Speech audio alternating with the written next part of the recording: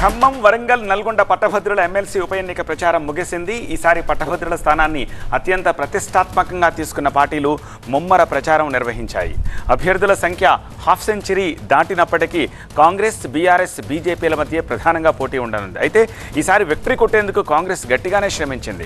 కాంగ్రెస్ అభ్యర్థి చింతపండు నవీన్ అలియాస్ తీన్మార్ మల్లన్న గెలుపు కోసం ముమ్మర ప్రచారం నిర్వహించారు. బీఆర్ఎస్ నుంచి బరిలో ఉన్న రాకేష్ రెడ్డి కూడా తీవ్రంగా కష్టపడ్డారు. ప్రతిరోజు సభలు, సమావేశాలతోటి ప్రచారాన్ని హోరెత్తించారు. ఇటు బీజేపీ అభ్యర్థి గుజ్జుల ప్రేమేందర్ రెడ్డి సైతం ఈసారి ఎలా అయినా సరే గెలవాలి అంటూ అగ్రనేతలను కూడా రంగంలోకి దించి ప్రచారం నిర్వహించారు. మొత్తంగా 4,61,806 మంది ఓటర్లున్న ఈ ఎన్నికను 3 పార్టీలు ప్రతిష్టాత్మకంగా తీసుకున్నాయి. ఇక ఈ నెల 27న పోలింగ్, జూన్ 5న కౌంటింగ్ జరగనుంది. మరిన్ని డీటెయిల్స్ అందించేందుకు మా ప్రతినిధి ప్రదీష్ ప్రస్తుతం లైవ్లో ఉన్నారు. ప్రదీష్, ఈ 3 పార్టీల అభ్యర్థులు, 3 పార్టీలు ప్రచార సరళి ఎలా కొనసాగించాయి? అండ్ పట్టభద్రులు ఈసారి ఎంత ఎక్సైటింగ్గా ఉన్నారు ఓటు వేయడానికి? పట్టభద్రుల ఉప ఎన్నికల ప్రచారానికి తెరపడింది. నేతల ప్రచారాలు ప్రస్తుతం ముగబోయాయి. సో ఇక పోలింగ్కు సంబంధించిన ఏర్పాట్లు చకచకా జరుగుతున్నాయి. ఎల్లుండి 27వ తేదీన ఉదయం 8 గంటల నుండి సాయంత్రం 4 గంటల వరకు పట్టభద్రుల పోలింగ్ కొనసాగుతుంది. ఎమ్మెల్సీ ఎన్నికల పోలింగ్ కొనసాగుతుంది. పోలింగ్కి సంబంధించి కూడా పూర్తి స్థాయిలో ఏర్పాట్లు చేస్తున్నారు. ఈ గ్రాడ్యుయేట్ ఎమ్మెల్సీ స్థానం అనేది ఇటు వరంగల్, ఖమ్మం, నల్గొండ ఈ 3 ఉమ్మడి జిల్లాల పరిధిలోని 34 అసెంబ్లీ నియోజకవర్గాలు, కొత్తగా ఏర్పడినటువంటి 12 జిల్లాల పరిధిలో విస్తరించినటువంటి అతిపెద్ద పట్టభద్రుల ఎమ్మెల్సీ నియోజకవర్గం ఇది. సో ఇక్కడ మొత్తం 4,63,839 మంది గ్రాడ్యుయేట్ ఓటర్లు ఉంటే ఇందులో పురుషులే అత్యధికంగా ఉన్నారు. సో మేజర్గా ఈ ఎమ్మెల్యే స్థానంలో మొత్తం 52 మంది అభ్యర్థులు పోటీ చేస్తున్నారు. ఒక జంబో బ్యాలెట్ పేపర్ ఉండబోతుంది. సో వరంగల్ ఉమ్మడి జిల్లా పరిధిలో మొత్తం 1,73,406 మంది ఓటర్లు ఉండగా ఇటు ఉమ్మడి ఖమ్మం జిల్లాలో 1,23,985 మంది ఓటర్లు ఉన్నారు. అదేవిధంగా నల్గొండ ఉమ్మడి జిల్లా పరిధిలో 1,66,448 మంది ఓటర్లు ఉన్నారు. సో ఇక ప్రధాన రాజకీయ పార్టీలకు సంబంధించి ఇటు కాంగ్రెస్ కావచ్చు, ఇటు బీఆర్ఎస్, బీజేపీ 3 ప్రధాన రాజకీయ పార్టీలు కూడా ఈ ఎన్నికలను అత్యంత ప్రతిష్టాత్మకంగా తీసుకొని ప్రచారం నిర్వహించారు. ఇది బీఆర్ఎస్ పార్టీ సిట్టింగ్ స్థానం కాబట్టి ఖచ్చితంగా తిరిగి కైవసం చేసుకుంటామంటూ బీఆర్ఎస్ పార్టీకి సంబంధించినటువంటి కీలక నేతలంతా ప్రచారం నిర్వహించారు. ముఖ్యంగా హరీష్ రావు, కేటీఆర్, ఇటు జిల్లాకు సంబంధించినటువంటి ఎర్రబెల్లి దయాకర్ రావు, పల్లా రాజేశ్వర్ రెడ్డి, నల్గొండ జిల్లాకు సంబంధించినటువంటి చాలామంది ముఖ్య నేతలు జగదీశ్వర్ రెడ్డితో పాటు ఇటు పువ్వాడ అజయ్, ఇట్లా కీలక నేతలంతా కూడా బీఆర్ఎస్ పార్టీ తరఫున ప్రచారం నిర్వహించారు. ఇంకోవైపు కాంగ్రెస్ పార్టీ అభ్యర్థి చింతపండు నవీన్ అలియాస్ తీన్మార్ మల్లన్న తరఫున కూడా ఇక స్థానికంగా ఉన్నటువంటి కాంగ్రెస్ పార్టీ ఎమ్మెల్యేలు, మంత్రులు, కీలక నేతలంతా కూడా విస్తృతంగా ప్రచారం నిర్వహించారు. ఇంకోవైపు బీజేపీకి సంబంధించి కూడా బీజేపీ ముఖ్య నేతలంతా కూడా బీజేపీ అభ్యర్థి ప్రేమేందర్ రెడ్డి కోసం విస్తృతంగా ప్రచారం నిర్వహించారు. జాతీయ నేతలు కూడా కొంతమంది ప్రచారంలో పాల్గొన్నారు. ముఖ్యంగా మధ్యప్రదేశ్ ముఖ్యమంత్రి కూడా బీజేపీ అభ్యర్థి ప్రేమేందర్ రెడ్డిని గెలిపించాలని చెప్పి కోరుతూ ఆయన వీడియో కాల్ ద్వారా పట్టభద్రులకు సందేశం అందించారు. మొత్తం మీద అయితే 3 ప్రధాన రాజకీయ పార్టీలు కూడా ఈ ఎన్నికలను అత్యంత ప్రతిష్టాత్మకంగా తీసుకొని ప్రచారం నిర్వహించాయి. అయితే ఇక పోలింగ్ దానికి సంబంధించిన ఏర్పాట్లు కూడా చకచక జరుగుతున్నాయి. సో ఎల్లుండి 27వ తేదీన ఉదయం 6 గంటల నుండి సాయంత్రం 5 గంటల వరకు కూడా 144 సెక్షన్ అమల్లో ఉంటుందని చెప్పి అధికారులు తెలిపారు.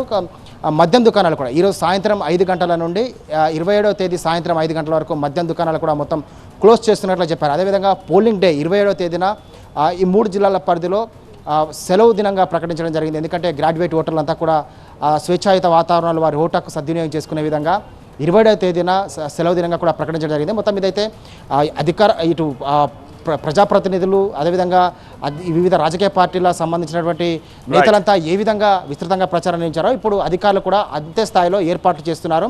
ఎక్కడైతే ఎక్కువగా ఇటు అత్యధికంగా ఉన్నటువంటి స్థానం వరంగల్ ఉమ్మడి జిల్లా పరిధిలో కూడా 226 పోలింగ్ కేంద్రాలను ఈ పోలింగ్ కేంద్రాలంతా కూడా విస్తృతంగా ప్రత్యేక ఏర్పాట్లు చేస్తున్నారు. రైట్ ప్రదేశ్. ఏపీలో కౌంటింగ్ టెన్షన్ మొదలైంది. పోలింగ్ ఫ్యాక్షన్ ని దృష్టిలో పెట్టుకుని కౌంటింగ్ రోజు ఎలాంటి ఇబ్బందులు తలెత్తకుండా యాక్షన్ ని షురూ చేశారు అధికారులు. అన్ని జిల్లాలకు ప్రత్యేక పోలీస్ అధికారుల నియామకం జరిగింది. 56 మంది ప్రత్యేక పోలీస్ అధికారులను నియమిస్తూ డీజీపీ హరీష్ కుమార్ గుప్తా ఉత్తర్వులు జారీ చేశారు. అత్యధికంగా పల్నాడులో 8 మంది పోలీస్ అధికారులను నియమించారు. మరోవైపు సమస్యాత్మక ప్రాంతాల్లో 144 సెక్షన్ అమల్లో ఉంటుందని చెప్పారు.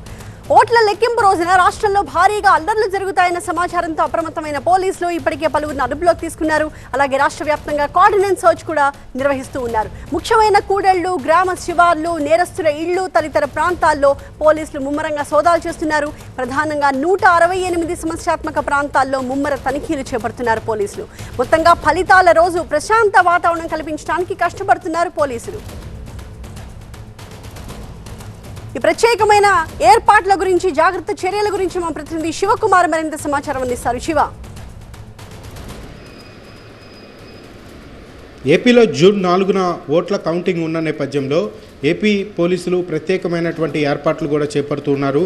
మొత్తం రాష్ట్ర వ్యాప్తంగా ఉన్నటువంటి అన్ని జిల్లాల్లో ప్రత్యేక అధికారులను నియమిస్తూ ఏపీ డీజీపీ కూడా కీలకమైనటువంటి ఉత్తర్వులు జారీ చేశారు. మొత్తం రాష్ట్ర వ్యాప్తంగా 56 మంది ప్రత్యేక పోలీస్ అధికారులను నియమించగా అత్యధికంగా 8 మంది పోలీస్ అధికారులను ఒక్క పల్నాడు జిల్లాకే పెట్టడం జరిగింది. అయితే డీజీపీ ఎవరైతే ప్రత్యేక అధికారులను నియమించారో ఆ నియమించినటువంటి అధికారులు ఆయా జిల్లాల్లో ఉన్నటువంటి ఉన్నత అధికారులకు ఈరోజే రిపోర్ట్ చేయాలని చెప్పని కూడా ఆ ఉత్తర్వులో పేర్కొనడం జరిగింది. అయితే ఎన్నికల సమయంలో జరిగినటువంటి హింసాత్మక ఘటనల నేపథ్యంలో ఇటువంటి ఘటనలు జరగకుండా అన్ని చర్యలు తీసుకుంటున్నట్లుగా అయితే మనకు సమాచారం తెలుస్తుంది. ఈ నేపథ్యంలోనే మొత్తం 56 మంది ప్రత్యేక పోలీసు అధికారులను నియమిస్తూ ఈ యొక్క ఉత్తర్వులను జారీ చేయడం జరిగింది. ఇప్పటికే హింసాత్మక ఘటనలు ఆంధ్రప్రదేశ్లో జరిగిన నేపథ్యంలో ఇటు పోలీస్ శాఖ మీద, ఎలక్షన్ కమిషన్ మీద కూడా తీవ్ర విమర్శలు వచ్చిన నేపథ్యంలో రేపు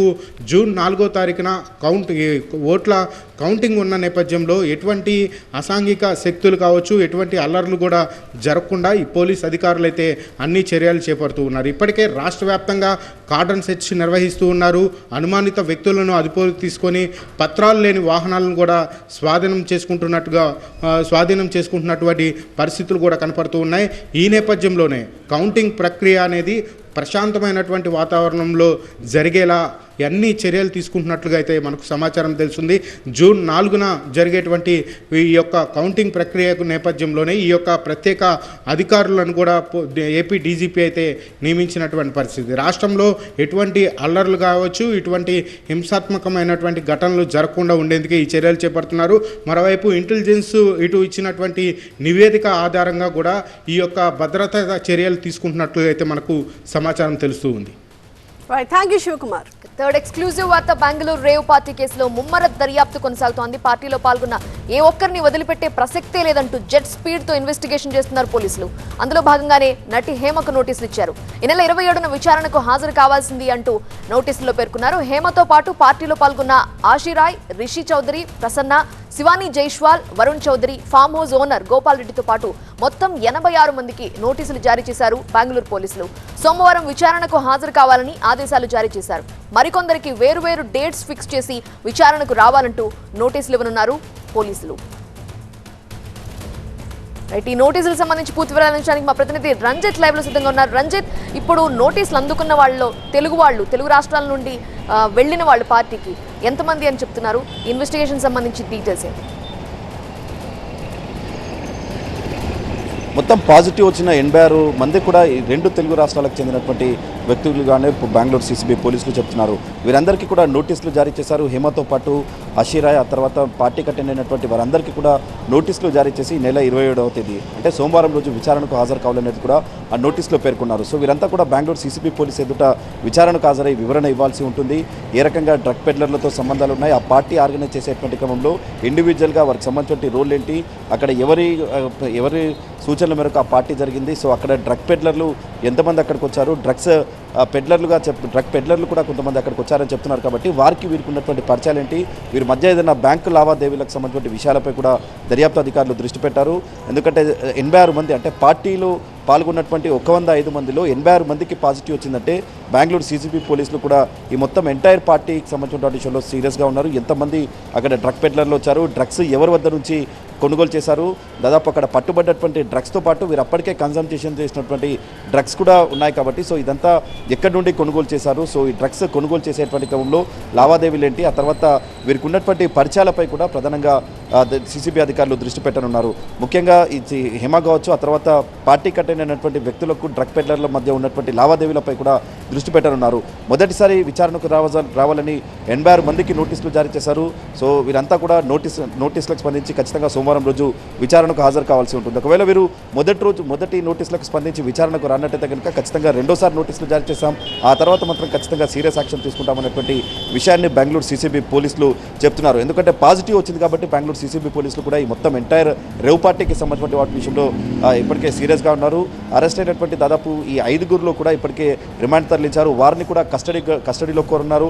వాటిని కస్టడీలోకి తీసుకొని విచారించడం ద్వారా ఈ మొత్తం ఎంటైర్ డ్రగ్ రాకెట్ సంబంధించిన వ్యవహారంలో బెంగళూరుకి ఎందుకంటే ఈ పార్టీకి అటెండ్ అయినటువంటి వ్యక్తులు తరచుగా బెంగళూరులో పార్టీలు చేసుకుంటారు కాబట్టి అక్కడ డ్రగ్స్ నెట్వర్క్తో ఉన్నటువంటి మూలాలపై కూడా బెంగళూరు సీసీబీ పోలీసులు దృష్టి సారించారు.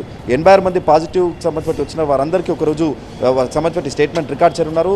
ఒకవేళ ఎవరైతే రానట్టయితే కనుక ఖచ్చితంగా 2 నోటీసులు ఇస్తాం, మూడోసారి సీరియస్ యాక్షన్ తీసుకుంటామన్నటువంటి విషయాన్ని చెప్తున్నారు. చూడాలి ఆ రోజన్నా ఖచ్చితంగా, ఎందుకంటే ఇక్కడ ఈ డ్రగ్స్కి సంబంధించిన పాజిటివ్ వచ్చిన తర్వాత హేమ ఏదైతే ఈ మొత్తం రేవ్ పార్టీ వెలుగులోకి వచ్చిందో అప్పటి నుండి కూడా అనేక రకాలుగా కూడా ఆమె ఈ మొత్తం ఈ కేసుని తప్పుదో పట్టించేటువంటి ప్రయత్నాలు చేస్తుంది.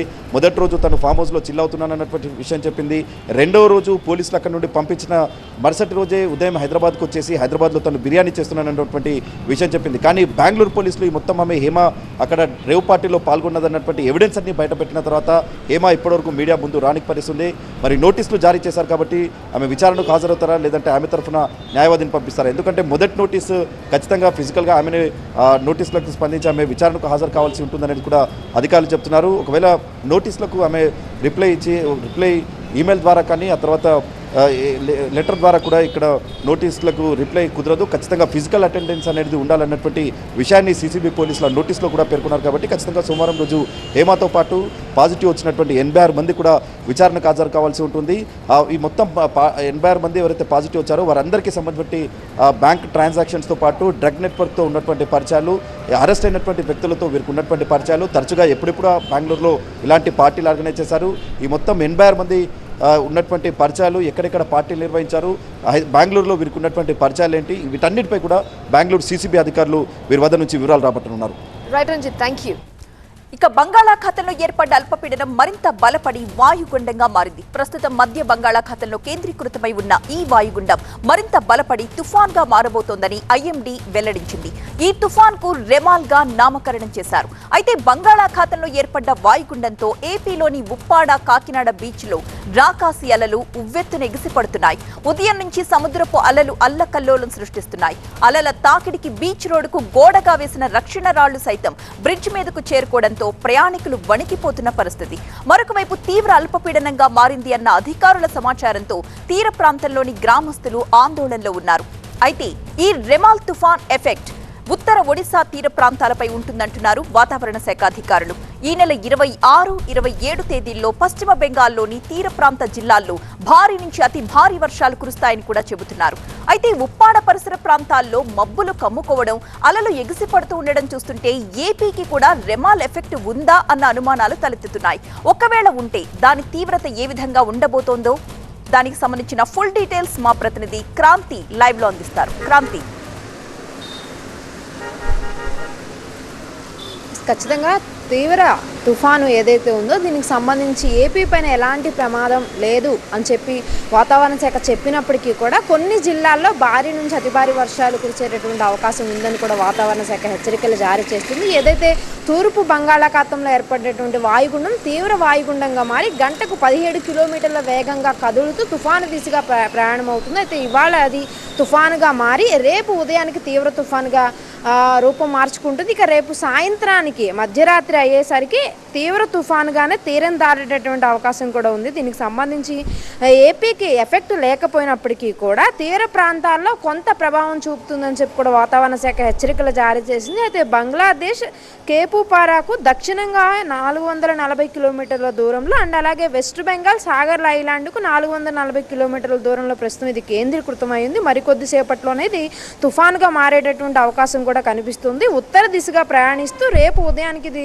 తుఫానుగా బలపడి తీవ్ర తుఫానుగా తీరం దాటుతుంది రేపు అర్ధరాత్రికి. అయితే తీరం దాటే సమయంలో గంటకు 110 నుంచి 120 కిలోమీటర్ల వేగంతో ఈదురుగాలులు వీచేటటువంటి అవకాశం కూడా ఉంది. ఇక అత్యధికంగా 135 కిలోమీటర్ల వేగంతో ఈదురుగాలులు వీచేటటువంటి అవకాశం ఉందని వాతావరణ శాఖ హెచ్చరికలు జారీ చేసింది. 27వ తేదీ వరకు కూడా సముద్రంలో వేటకు వెళ్ళొద్దని చెప్పి కూడా తుఫాను హెచ్చరికల కేంద్రం నుంచి కూడా ఇప్పటికే ఆదేశాలు రావడం జరిగింది. మరోపక్క కేరళ పరిసర ప్రాంతాల్లో ఉన్నటువంటి ఆవర్తనం ప్రభావంతో రాష్ట్రంలో అక్కడక్కడ భారీ వర్షాలు పడేటటువంటి అవకాశం ఉందని కూడా వాతావరణ శాఖ హెచ్చరికలు జారీ చేసింది. ప్రజెంట్ మనం వెదర్ చూస్తున్నాము. మొత్తం ఏపీ వ్యాప్తంగా కూడా మబ్బులు కమ్మేసి చాలా చోట్ల భారీ వర్షాలు పడుతున్నటువంటి పరిస్థితి కనిపిస్తోంది. విజయవాడలో కూడా ఉదయం నుంచి నాన్ స్టాప్గా వర్షం కురుస్తూనే ఉంది. ఇక ఇవాళ ఎంటైర్ ఏపీలో శ్రీకాకుళం, విజయనగరం, విశాఖపట్నంతో పాటు అల్లూరి సీతారామరాజు, అనకాపల్లి, కాకినాడ జిల్లాల్లో అక్కడక్కడ మోస్తరు వర్షాలతో పాటు భారీ వర్షాలు కురిచేటటువంటి అవకాశం ఉంది. అండ్ అలాగే మిగిలిన జిల్లాల్లో కూడా అక్కడక్కడ తేలికపాటి నుంచి మోస్తరు వర్షాలు కురిచేటటువంటి అవకాశం కూడా ఉంది. కాబట్టి దీనికి సంబంధించి అప్రమత్తంగా ఉండాలని చెప్పి డిజాస్టర్ మేనేజ్మెంట్ కూడా హెచ్చరికలు జారీ చేసింది.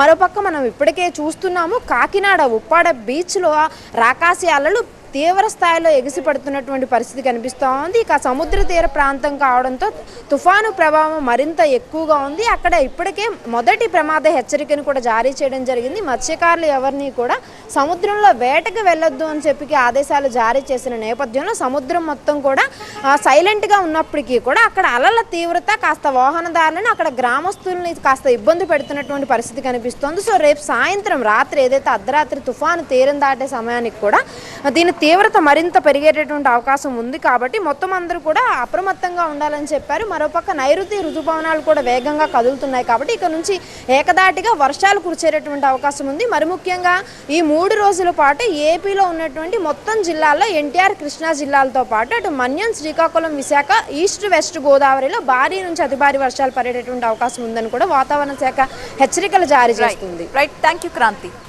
రైట్, ఇక నకిలీ అల్లం వెల్లుల్లి పేస్టు, నకిలీ ఐస్ క్రీమ్లు, నకిలీ పాలు తాగి అన్ని రోగాలు తెచ్చుకుని డాక్టర్ దగ్గరికి వెళ్ళారా? అయిపోయాయి. ఎందుకంటే నకిలీ డాక్టర్లు కూడా పుట్టుకొచ్చారు. అరొకర అజ్ఞానంతో ట్రీట్మెంట్ చేస్తూ ప్రజల ప్రాణాలతో చెలగాటమాడుతున్నారు. ఇష్టానుసారంగా క్లినికులు పెట్టి అక్రమంగా లక్షలు దండుకుంటున్నారు. తెలంగాణ మెడికల్ కౌన్సిల్ చేపట్టిన తనిఖీల్లో ఈ నకిలీ డాక్టర్ల బాగోతం బట్టబయలైంది. ఐడిబిఎల్, చింతల్, షాపూర్ నగర్ ప్రాంతాల్లో నిర్వహించిన తనిఖీల్లో 50 మంది నకిలీ వైద్యుల్ని గుర్తించారు. 8 మంది సభ్యులు వేర్వేరు బృందాలుగా ఒకేసారి తనిఖీలు చేపట్టారు. నకిలీ వైద్యులు తమ ఆరోగ్య కేంద్రాల్లో రోగుల్ని చేర్చుకుని పెద్ద సంఖ్యలో యాంటీబయాటిక్స్ ఇస్తున్నట్లుగా గుర్తించారు. తాము వైద్యులుగా పేర్కొంటూ బోర్డు పెట్టుకోవడం మాత్రమే కాదు, వారికి అనుసంధానంగా మెడికల్ షాపులు, డయాగ్నోస్టిక్ సెంటర్లు కూడా పెట్టుకోవడం చూసి అధికారులే షాక్ అయ్యారు. దాదాపు 50 మంది నకిలీ వైద్యులపై ఎఫ్ఐఆర్లు నమోదు చేశారు. 2 జైలుకు కూడా పంపారు అధికారులు. మా ప్రతినిధి ఎలేందర్ మరింత సమాచారం అందించడానికి లైవ్ లో సిద్ధంగా ఉన్నారు.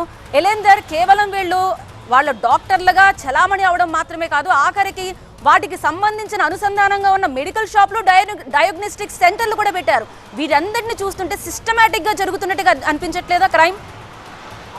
రైట్, ఇవన్నిటికీ చెక్ పెట్టేందుకు తెలంగాణ మెడికల్ కౌన్సిల్ సిద్ధమైంది. దీనికి సంబంధించి గత కొన్ని రోజులుగా వైద్యులపైన ఎక్కడెక్కడైతే కొన్ని కంప్లైంట్స్ వచ్చాయో వాటికి సంబంధించి వాటిపైన రైడ్స్కి అయితే వెళ్ళింది. అక్కడ అనుకోకుండా కొన్ని ప్రాంతాల్లో కావచ్చు, తెలిసి కొన్ని ప్రాంతాల్లో వీళ్ళు రైడ్స్కి వెళ్ళిన నేపథ్యంలో నకిలీ వైద్యులుగా చలామణి అవుతూ ప్రజల ప్రాణాలతో చెలగాటమవుతున్న వాళ్ళందరిపైన కూడా ఫోకస్ పెట్టి రైడ్స్ కొనసాగిస్తుంది. ఇప్పటికే దాదాపుగా రాష్ట్ర వ్యాప్తంగా, ఒక హైదరాబాద్లోనే కాదు రాష్ట్ర వ్యాప్తంగా కూడా ఈ రైడ్స్ కంటిన్యూ అవుతున్నాయి. ఇక మీదట కూడా కంటిన్యూ అవుతాయని చెప్పేసి వాళ్ళు చెప్తున్నారు. అయితే నకిలీ వైద్యులకు మెడికల్ కౌన్సిల్ ఒకటే విషయం చాలా స్పష్టంగా చెప్తుంది. ఇక మీదట ఇప్పటి వరకు చేశారు, ఓకే, ఇక మీదట పూర్తిగా మానేస్తే బెటర్. ఎందుకంటే ప్రజా ఆరోగ్యం కోసం మేము ఎంతకైనా వెళ్తాము. సీజ్ చేయడమే కాదు, కేసు బుక్ చేయడమే కాదు, జైల్లో పెట్టించి మీరు బయటికి రాకుండా ఉండేందుకు కూడా మేము చర్యలు తీసుకుంటాము. దీనిపైన ప్రభుత్వం పైన కావచ్చు, సెంట్రల్ గవర్నమెంట్తో కూడా మాట్లాడి ఎన్ఎంసీ రూల్స్ నిబంధనలు అతిక్రమించిన వాళ్ళు ఎవరైనా సరే వాళ్ళపైన చర్యలు తీసుకుంటామనేది చాలా స్పష్టంగా చెప్తున్నారు. ఇప్పటివరకు ఒక 100 వరకు కూడా రైడ్స్ చేసిన పరిస్థితులు కనిపించాయి. హైదరాబాద్తో పాటు పలు జిల్లాల్లో కూడా ఈ రైడ్స్ ఇంకా కంటిన్యూ అవుతున్నాయి. అయితే ఈరోజు కూడా కొన్ని ప్రాంతాల్లో రైడ్స్ అయ్యాయి. దాదాపుగా ఒక 7-8 మందిని కూడా ఇప్పటివరకు జైలు శిక్ష అనుభవించే విధంగా చెంచల్గూడ జైలుకు కూడా తరలించినటువంటి పరిస్థితి. వాళ్ళకి ఇంకా బెయిల్ రాలేదని కూడా ఈ మెడికల్ కౌన్సిల్ సభ్యులు చెప్తున్నటువంటి పరిస్థితి. ఏదైతే ఎన్ఎంసీ యాక్ట్ 3454 ఏదైతే చెప్తుందో ఆ 3454 రూల్స్ ప్రకారం, నిబంధనల ప్రకారం వాళ్ళు కంపల్సరీగా MBBS పట్టా పొంది ఉండాలి. అదేవిధంగా ఎన్ఎంసి ప్రకారం కావచ్చు, మెడికల్ కౌన్సిల్ ప్రకారం కావచ్చు, వాళ్ళు ఒక రిజిస్టర్డ్ సర్టిఫికేట్ పొంది ఉండాలి. వారు మాత్రమే అర్హులు.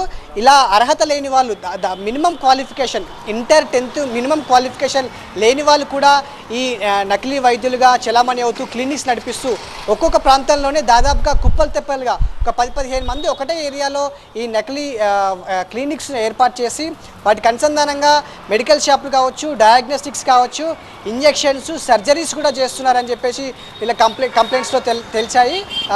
దీనికి సంబంధించి రైట్స్ అయితే కంటిన్యూ అవుతాయని చెప్తున్నారు. అయితే దీనికి సంబంధించి ఓవరాల్గా రాష్ట్ర వ్యాప్తంగా క్వాకరీ టీమ్ అనేది ఒకటి ఏర్పాటు చేయడం జరిగింది. వాళ్ళకి ఒక మెయిల్ ఐడిని కూడా ఇవ్వడం జరిగింది. ఆ మెయిల్ ఐడికి ఎక్కడైనా మనకు అనుమానాస్పదంగా క్లినిక్ కావచ్చు, మెడికల్ షాప్ కావచ్చు, డయాగ్నోస్టిక్స్ కావచ్చు, రూల్స్ అతిక్రమించి నడుపుతున్నటువంటి వాళ్ళ యొక్క డీటెయిల్స్ ఆ మెయిల్ ఐడికి మెయిల్ చేస్తే, ఆ డీటెయిల్స్ సెండ్ చేస్తే తప్పకుండా ఎలాంటి ఇన్ఫర్మేషన్ లేకుండా ఈ కమిటీ సభ్యులు, క్వాకరీ టీం సభ్యులు కావచ్చు, మెడికల్ కౌన్సిల్ సభ్యులు కావచ్చు, తప్పకుండా మేము రైట్స్ చేస్తాము. వాళ్ళపైన వాళ్ళ సంబంధించినటువంటి మెడికల్ షాపులు కావచ్చు, క్లినిక్స్ కావచ్చు, వాటిని సీజ్ చేస్తాము.